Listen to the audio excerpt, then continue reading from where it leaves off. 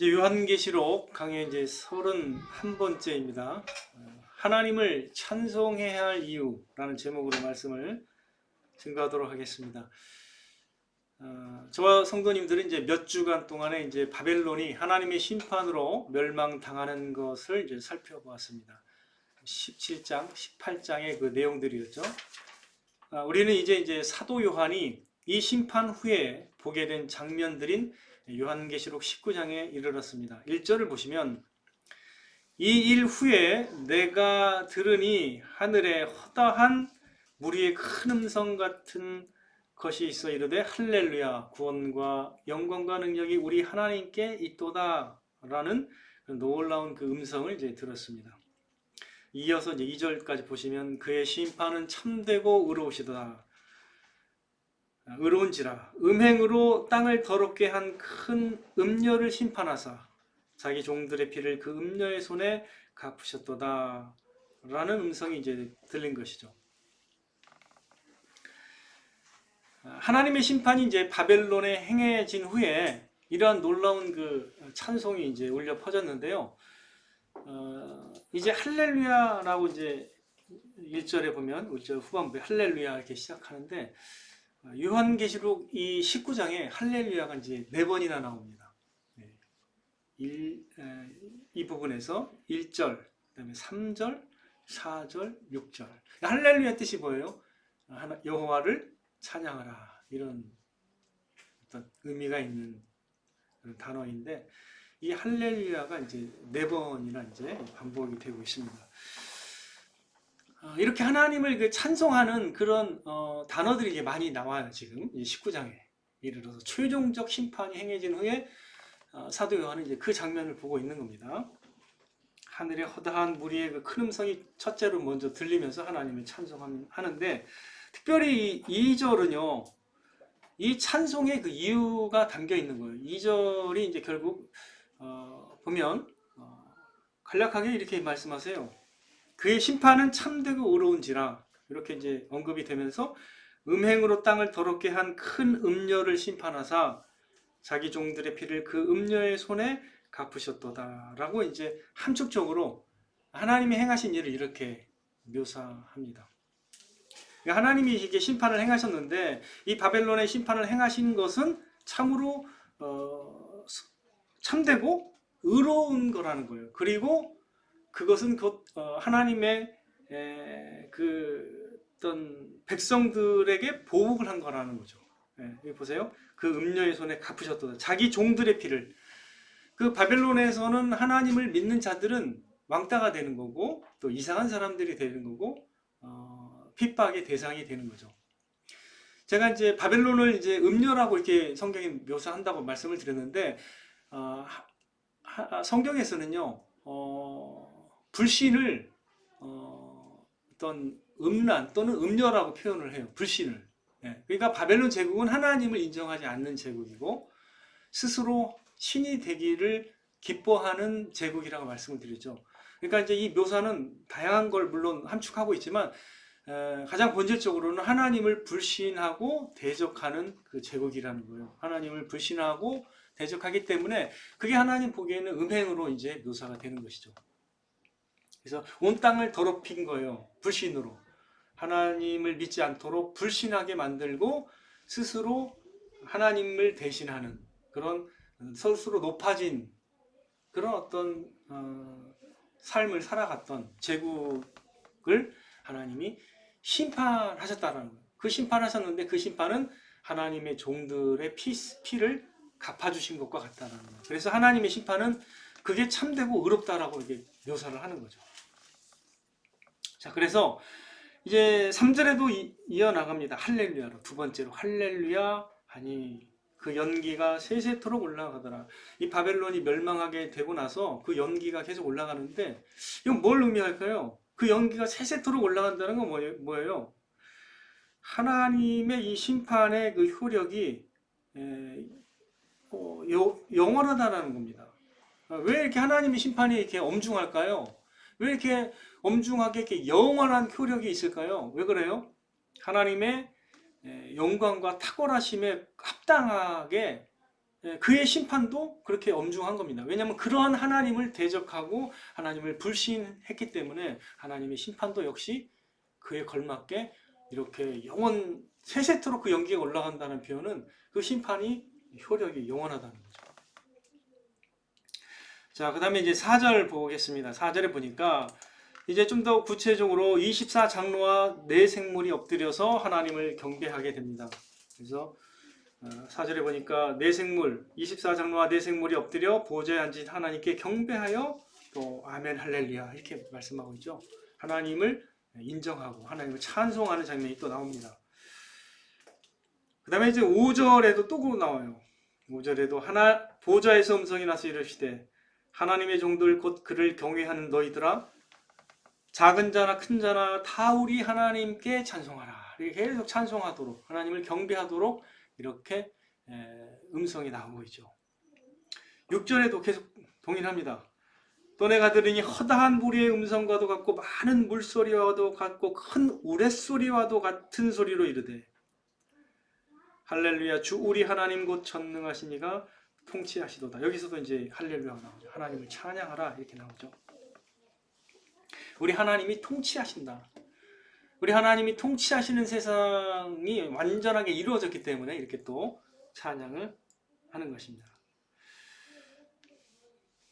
자, 그 다음에 이제 7절로 가면 이제 이게 더 이제 큰 목적과 함께 같이 연결이 되는데, 자, 7절 한번 보시면 우리가 즐거워하고 크게 기뻐하며 그에게 영광을 돌리세. 또 이렇게 하나님을 기뻐하고 즐거워하면서 하나님께 영광을 돌리라고 요청하고 있는데 이유는 뭐냐면 어린 양의 혼인 계약이 이르렀고 그의 아내가 자신을 준비하였으므로 8절 넘어가면 그에게 빛나고 깨끗한 옷을 입도록 허락하셨으니 이 세마포 옷은 성도들의 옳은 행실이로다 하더라. 그러면서 이제 9절에 이제 천사가 내게 말하기를 기록하라. 어린 양의 혼인 잔치에 청함을 받은 자들은 복이 있도다 하고 또 내게 말하되 이것은 하나님의 참되신 말씀이라 하기로. 이렇게 이제 놀랍게 이제 천사가 그 이러한 목적과 연결되어 있는 심판임을 이제 얘기하는 거죠. 그러면서 이제 하나님을 찬송하라고 크게 기뻐하라고 그 이유를 더 분명하게 설명해 줍니다.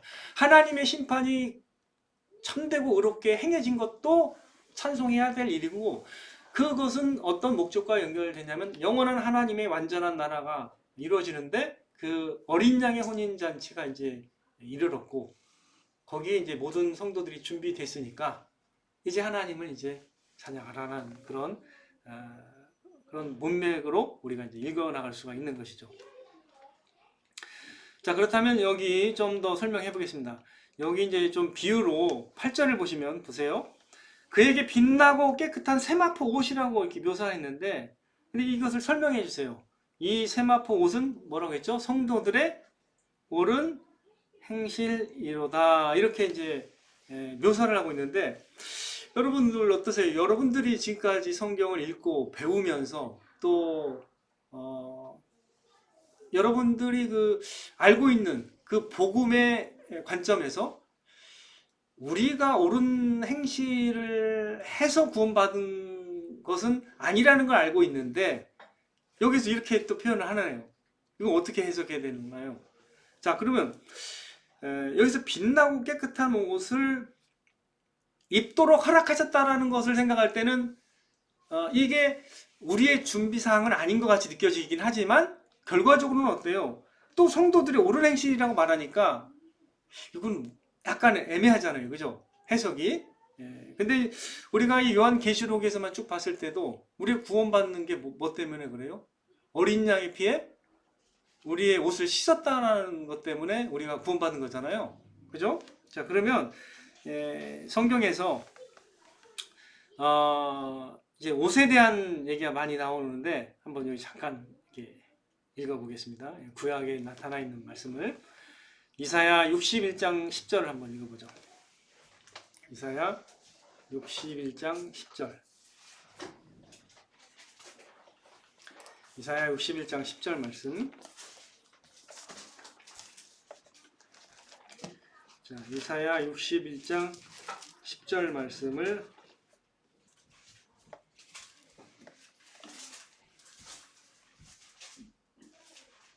읽어보겠습니다. 시작. 내가 여호와로 말미암아 크게 기뻐하며 내 영혼이 나의 하나님으로 말미암아 즐거워하리니 이는 그가 구원의 옷을 내게 입히시며 공의의 겉옷을 내게 더하심이라. 신랑이 사모를 쓰며 신부가 자기 보석으로 단장함 같게 하셨음이라.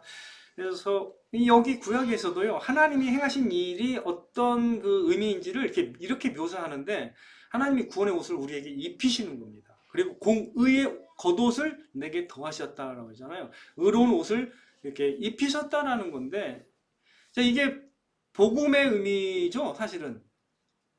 그리스도의 의가 우리에게 전가돼서 우리가 그리스도의 옷을 입은 것이 사실 복음의 핵심입니다. 그래서 그걸 칭의라고 하죠. 의롭다 하심을 받았다라는 말을 씁니다. 우리가 예수님을 믿음으로 의롭다함을 받았다라는 게 로마서의 메시지잖아요. 그죠?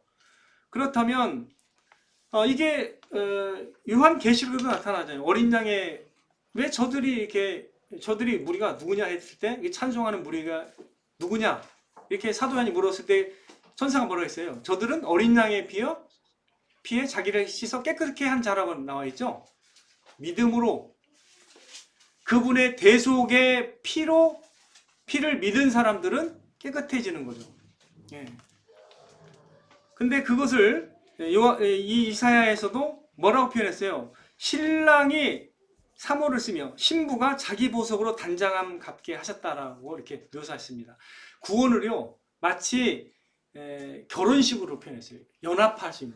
그러니까 어떤 결혼이라는 것은 연합해서 하나가 되는 걸 말하잖아요. 예, 그 어린 양의 그 공의가 나의 공의가 되는 게 믿음으로 연합하는 거거든요. 그래서 그 결혼으로 이게 여기서 또 묘사하고 있습니다. 그게 마치 보석으로 단장한 것 같은 거. 우리에게는 원래 보석이 없는데 그리스도를 믿음으로 우리가 보석으로 깨끗하게 되고 아름답게 된 것과 같은 그런 의미로 이게 전달하고 있는 거죠.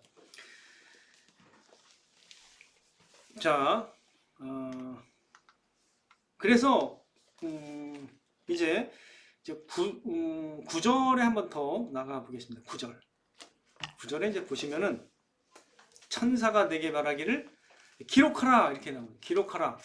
어린 양의 혼인잔치에 청함을 받은 자들이 복이 있도다. 그래서 이 천국에 가는 것을 사실 성경은 어린 양의 혼인잔치, 즉 신랑 대신 그 예수님과 신부 되는 그 성도들의 그 결혼잔치로, 혼인잔치로 이렇게 묘사를 합니다. 그래서 이렇게 요약을 하는 거예요. 이게 참되신 하나님의 말씀이라고 이렇게 요약을 하는 겁니다.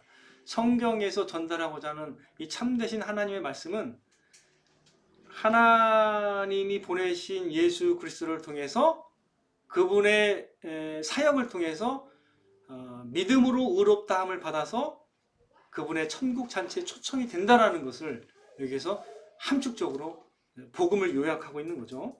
자, 그래서 마태복음 22장 2절은 이렇게 표현해요. 천국은 마치 자기 아들을 위하여 혼인잔치를 베푸는 어떤 임금과 같으니.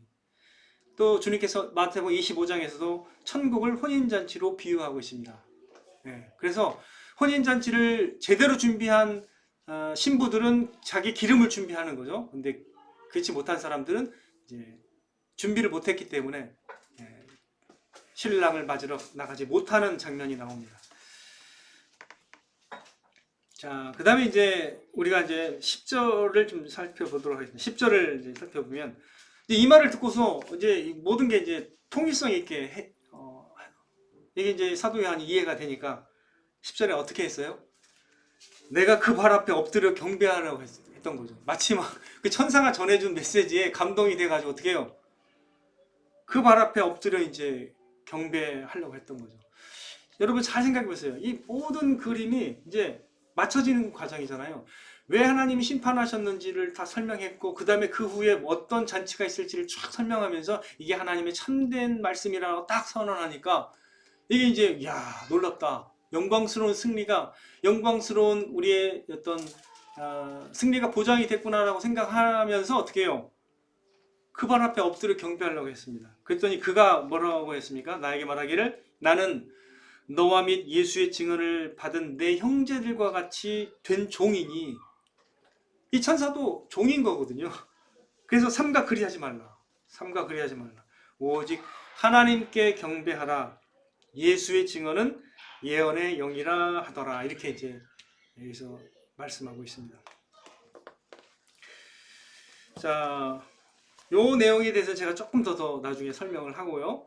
자, 우리가 이제 오늘 본문 말씀의 그 핵심되는 그 흐름이 뭐냐면 1절부터 시작합니다. 1절 중반부에 할렐루야 구원과 영광과 능력이 우리 하나님께 있도다라고 이게 찬양하면서 이 요한계시록 19장이 쭉 이어지고 있는데 여러분 이제 생각해 보세요. 여러분은 지금 성경을 통해서 하나님의 행하신 일을 이해하고 배워오고 있고 또 여러분이 믿고 있습니다. 네, 믿고 있는데 그렇다면 하나님께 어떠한 능력이 있다라고 찬송할 수가 있겠습니까? 여러분이 갖고 있는 지금의 하나님을 아는 지식과 그 다음에 하나님을 믿는 믿음에 기초한다면 여러분은 하나님께 어떠한 찬양을 돌릴 수 있겠냐는 거죠. 이게 하나의 좋은 모본이 되는 겁니다. 구원과 영광과 능력이 우리 하나님께 있도다라고 선언하면서 찬양했다는 거죠. 자, 생각해 보십시오. 하나님은 온 우주를 통치하시는 권한과 능력과 영광이십니다. 그 권한과 능력과 영광 가운데 하나님은 심판하시는 능력이 있는 것이고 그 다음에 우리를 구원하시는 능력이 있는 거죠. 하나님을 대적하는 자들은 하나님이 심판하시고 하나님을 알고 하나님을 기뻐하는 자는 하나님께서 구원하시는 권한과 능력을 갖고 계십니다. 사실 모든 능력이 하나님께 있는 거죠. 모든 권한과 능력이 하나님께 있는 건데 이렇게 좀 구체적으로 표현을 한 겁니다. 그리고 그가 행하시는 그 심판이 너무나도 참되고 의롭기 때문에 하나님만이 우리 하나님이시고 하나님만 진정한 통치자시구나 라고 느끼기 때문에 이러한 찬송을 하는 것이죠. 하나님을 찬양해야 될, 찬송해야 될 이유가 있습니까? 네, 오늘 본문 말씀에 다 사실은 드러나 있는 것이죠. 하나님만이 참으로 우리의 하나님이시고 하나님만이 우리의 통치자가 되시는 것입니다. 하나님만이 우리의 구원자가 되시는 것입니다. 이런 하나님을 깨닫지 못하고 하나님을 경외하지 못하고 하나님을 찬송하지 못한다면 결국 멸망하게 되는 것입니다. 그렇기 때문에 하나님을 아는 지식이야말로 가장 시급한 것이고 가장 중요한 것입니다. 이 세상에는요 많은 지식이 오가요. 예, 특별히 오늘날은 많은 정보와 지식이 그냥 엄청나게 이제 오갑니다. 예, 진짜 많은 지식을 우리가 얻을 수 있습니다. 나중에요 AI가 나오면요 AI한테 많은 데이터를 물어보고 정보를 물어볼 거예요. 뭐 이렇게 집에 하나씩 AI가 있어가지고 뭐야 이름 불러가지고 이거에 대해서 어떻게 될 것 같니? 이러면서 걔가 또 예언 아닌 예언을 해줄 수도 있습니다. 경제에 대한 흐름. 어디에서 뭐가 발생했으니까 요 뭐 주식은 떨어질 겁니다. 이렇게 얘기할 수도 있어요. 충분히. AI가 모든 인간들의 경험과 예측치를 대신 담당할 수가 있거든요. 그러면 여러분들이 모든 문제 해결을 누구한테 물어봐요? 그 지식이 있는 사람한테 물어보는 거예요. 그렇잖아요. 그러니까 여러분이 이 세상이 인간의 지식만으로도 이렇게 좋은 걸 만들어냈는데 라는 생각을 하게 되면서 어떻게 해요? AI를 더 신뢰하겠죠. 하나님 말씀보다 심지어 나중에는 이제 AI가 존중받고 AI가 잘 만드는 게 있으면 그거를 이제 의지하는 시대가 오게 됩니다. 즉 어차피 바벨론이 만든 그 문화에 우리도 점점 동화될 가능성이 있습니다. 그래서 이 AI를 엄청 좋아하면서 AI 전도사가 될 수도 있습니다. 어떤 AI를 여러분이 만약에 싸게 200만 원에 구입했다. 근데 그게 너무 나의 삶을 윤택하게 하고 굉장히 부유하게 했다라고 만약에 증언을 하면 그게 하나의 간증이 되고 이제 전도가 되는 거죠. 그죠? 우리에게 영향력이 있으면 그렇게 전도가 되는 거예요. 항상 증언이 되는 거고. 근데 여러분 꼭 기억하실 게 있는데 결국 궁극적인 그 실제가 어떤 것인지는 사실은 우리 이 세상이 알고 있는 지식은 진짜 궁극적으로 실제하고 계시는 하나님과 이 세계를 정확히 알려주지 못합니다. 제가 늘 한계를 말씀을 드렸죠. 이 세상의 지식의 한계. 예. 하나님을 알지 못하는 많은 전문가들에 의해서 이 세상은 주도되고 있다는 걸 여러분 꼭 기억하셔야 됩니다. 그래서 제가 지난주에도 말씀드렸죠. 바벨론의 세계관을 경계하라고. 왜 그래요? 하나님 없이 그들 나름대로 뛰어난 얘기를 했어요. 공감되는 얘기를 했습니다. 특별히 나쁜 얘기도 아니에요. 훌륭한 얘기도 있습니다. 그러나 하나님을 그들은 믿지 않기 때문에 하나님을 제외하고서 우리를 인도하는 거기 때문에 우리도 동화되기 쉽다는 거예요. 좋은 얘기도 많거든요. 쓸만한 얘기도 많습니다. 근데 어떻습니까? 오늘 최종적 그 하나님의 심판이 행해진 후로는 사실 그건 다 무용지물이라는 걸 여러분 알 수가 있습니다. 하나님을 알지 못하는 그 모든 영혼은 영원토록 멸망당하게 되어 있는 것이죠.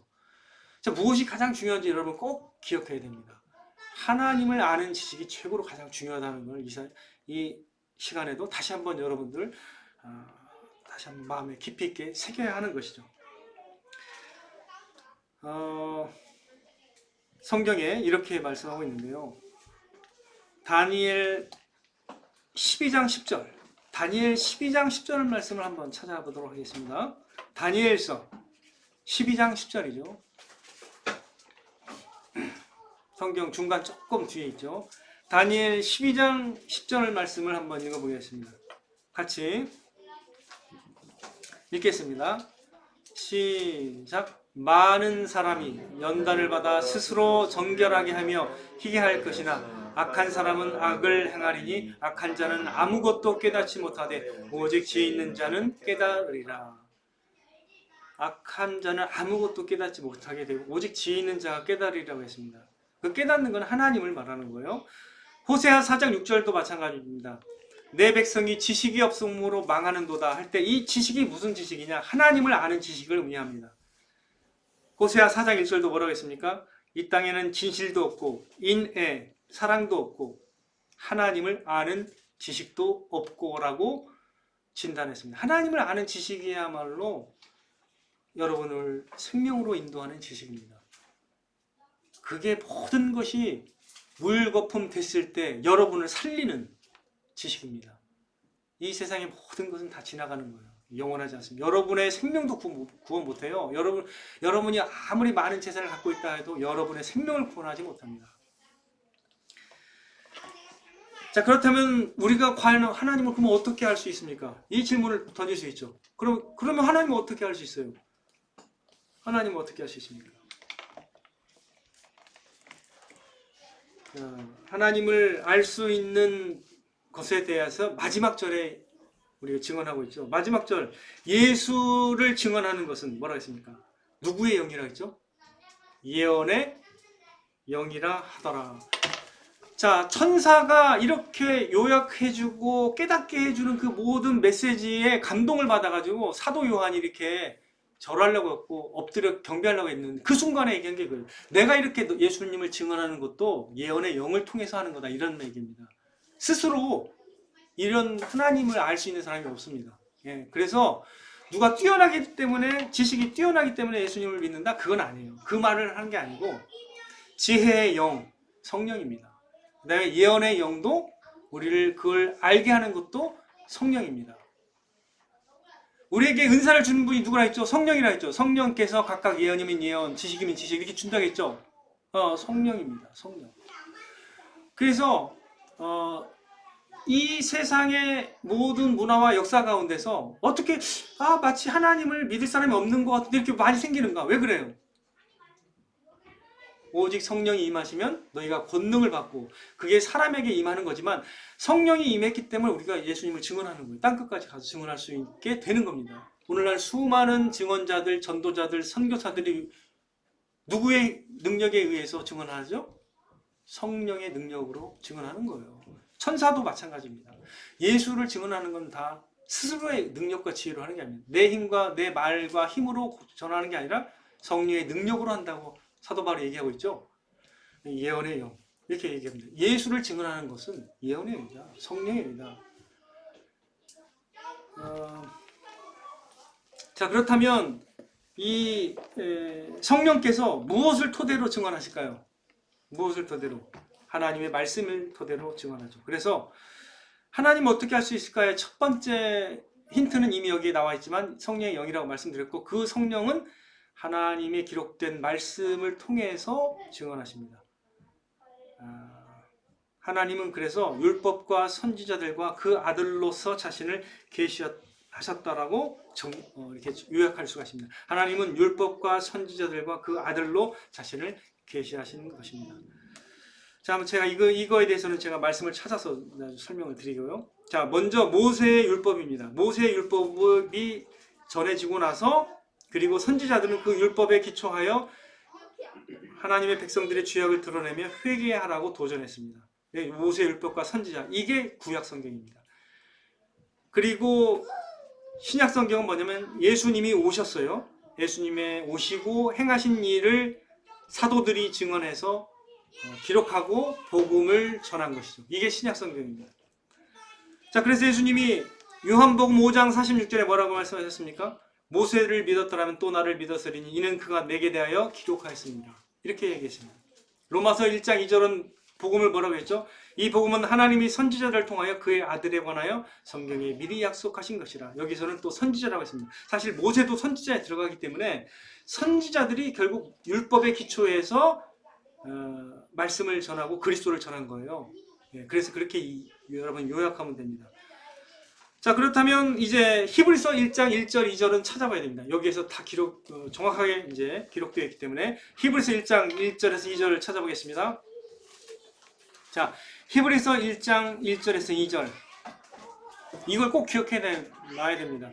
이런 것이 여러분의 그 신앙의 기초가 되는 건데, 이 말씀이 히브리서 1장 1절에서 2절 읽겠습니다. 시작. 옛적에 선지자들을 통하여 여러 부분과 여러 모양으로 우리 조상들에게 말씀하신 하나님이 이 모든 날 마지막에는 아들을 통하여 우리에게 말씀하셨으니.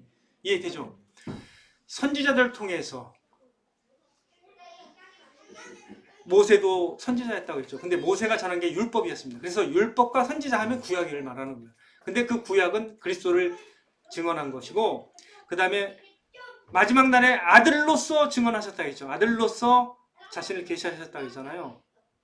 예수 그리스도의 사역, 그것을 이제 복음이라고 말하는 거죠. 이게 신약 성경인데, 그게 합쳐져서 하나님을 알도록 계시하시고 우리로 하여금 깨닫게 계시하신 것이죠. 그 성경을 성령이 조명해 주시고 깨닫게 하시고 알게 하시는 거예요. 그래서 하나님의 사람들이 이렇게 생기는 겁니다. 예수님을 믿게 되는 겁니다.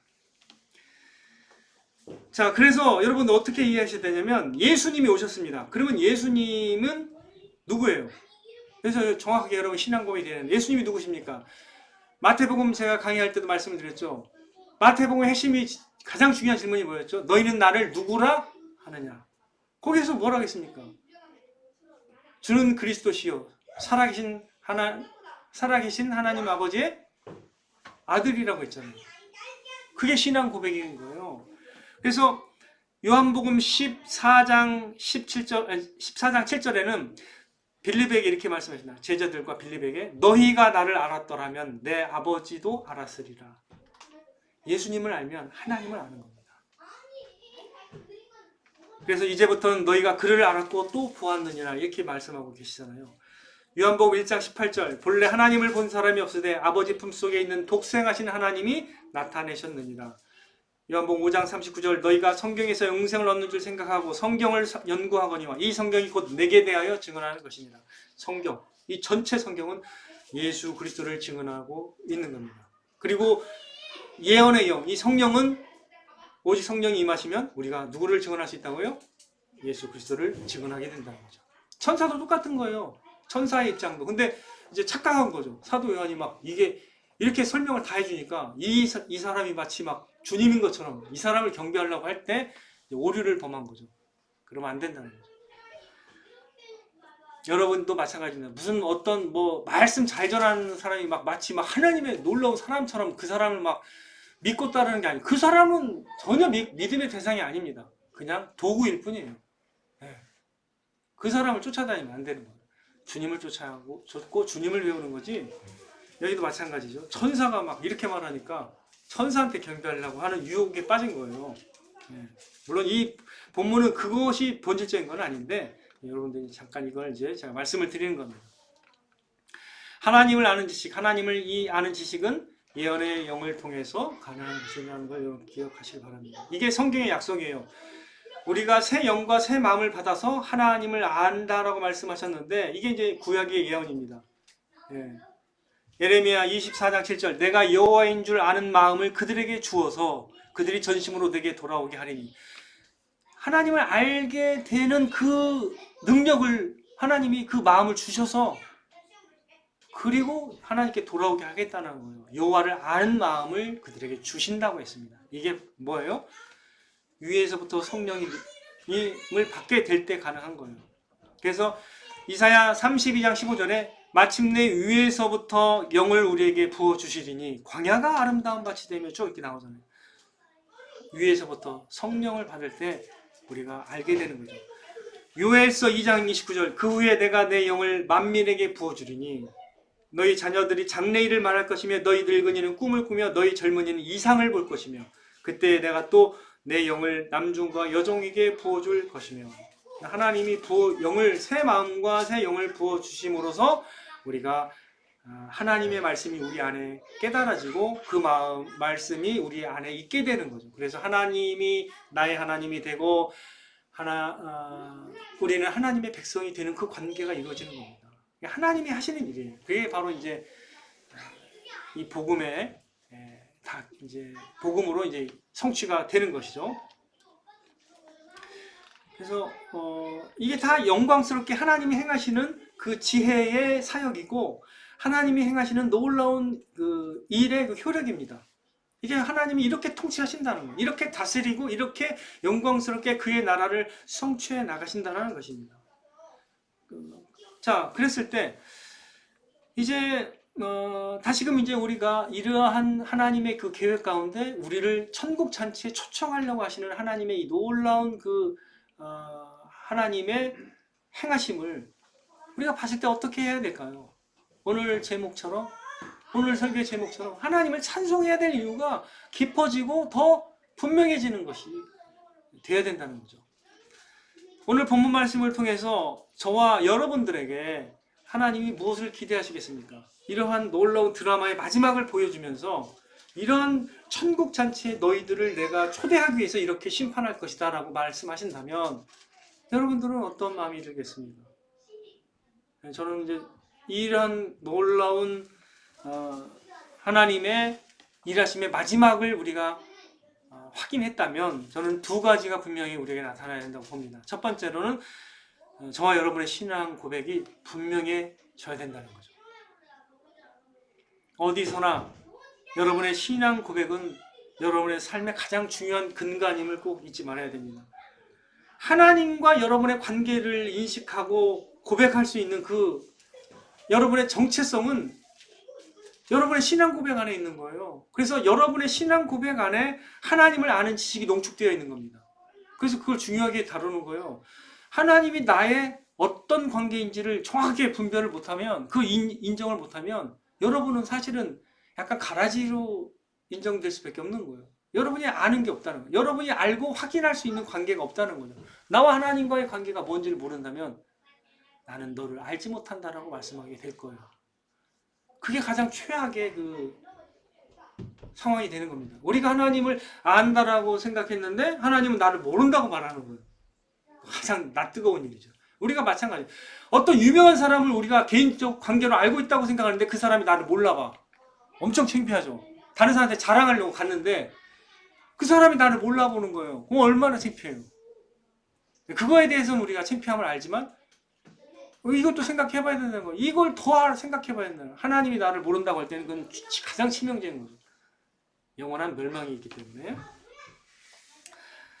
여러분들, 하나님이 누구시며 예수 그리스도는 나에게 누구신가에 대한 그 분명한 고백이 항상 든든히 서야 됩니다.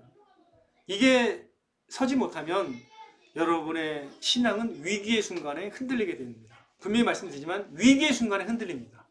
그때 흔들릴 게 이거예요. 내가 도대체 누구지? 나는 무엇을 믿고 있지? 그게 흔들려 버려요. 가장 위기의 순간에는 그게 흔들리는 거예요. 그래서 여러분들 신앙 고백이 너무 기초적인 거라고 생각하면 안 돼요. 신앙 고백은 기초이자 우리의 근간이 되는 겁니다. 하나님이 누군지신지를 분명히 알아야만 된다는 거예요. 어떤 상황에서도 하나님이 나에게 어떤 분인지를 고백할 수 있는 믿음만이 위기의 순간에 든든히 설 수 있다는 걸 꼭 기억하시기 바랍니다. 주님은 우리의 영원한 왕이시며 우리를 구원하시는 분이십니다. 우리의 아버지시며 영원한 통치자 되신다는 것을 여러분들이 고백할 수 있어야 되고요. 이 하나님이 나에게 행하신 일이 참으로 의롭고 선하시며 참으로 영광스럽고 지혜로우신 일이라는 걸 여러분이 항상 알고 있어야 됩니다. 이걸 깨닫게 되면 하나님이 베푸신 은혜와 사랑이 여러분에게 놀랍게 깊이 있게 다가오게 될 것입니다. 자, 두 번째로는 우리의 신앙 고백이 분명하다면 이제 뭘로 이어져야 될까요? 우리의 참된 신앙 고백은요, 참된 예배로 이어져요. 참된 찬양과 예배로 연결되게 되어 있습니다. 그래서 하나님을 찬송해야 될 이유를 분명히 인식하게 된다는 거죠. 처음이 참된 신앙 고백이 안 되면 두 번째가 안 되는 거예요. 그래서 찬양이 안 되는 사람은 왜 그러냐면 몰라서 그러는 거예요. 이게 모르고 못 느끼기 때문에 안 하는 거지 굳이 뭐 안 하려고 하는 게 아니에요. 그래서 근데 두 번째는 첫 번째에 연결이 되어 있어요. 그래서 꼭 기억하시기 바랍니다. 참된 신앙 고백은 참된 찬양과 예배로 연결되게 되어 있어요. 굳이 뭐 찬양하라고 막 강요할 필요가 없어요. 그냥 자연적으로 되는 겁니다. 그러므로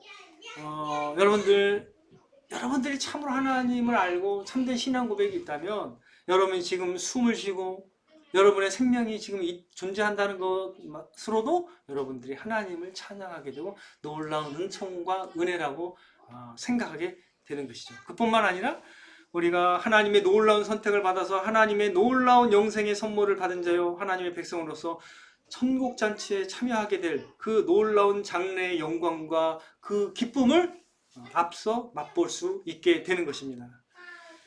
그래서 어린 양의 신부로서 영원토록 그 연합의 기쁨과 영광을 누려나가게 될 것을 소망하면서 기쁨으로 살아갈 수 있는 능력을 소유하게 되는 거죠. 여러분들 영광의 하나님과 어린 양을 여러분이 알고 그분과의 관계를 여러분들이 깊이 있게 만약에 누리고 계시다면 여러분은 지금 죽어도 여한이 없어야 되는 거죠. 지금 죽어도 사실 여한이 없어야 되는 거예요. 왜냐하면 가장 최고의 그 자리에 이르렀기 때문에 상관이 없는 거예요. 그 믿음으로 살 때만이 여러분이 모든 이 세상의 어려움과 위기를 뛰어넘을 수 있는 그런 믿음이 생기는 것이죠. 스데반처럼 죽음의 순간에도 기뻐하면서 하나님의 영광을 보고 즐거워할 수 있는 겁니다. 근데 그게 안 될 때는 굉장히 그 삶이 굉장히 근간이 흔들리게 되죠. 막 뭐가 없는 줄 알고. 여러분이 진정한 믿음이 있다면 이렇게 주님을 맞이할 준비가 되어 있어야 됩니다. 이 땅의 삶을 정결한 신부로서 천국잔치에 참여할 수 있도록 준비해 나가면서 믿음과 소망 가운데 기쁨으로 살아가시는 저와 여러분 되시기를 주님의 이름으로 축원드립니다.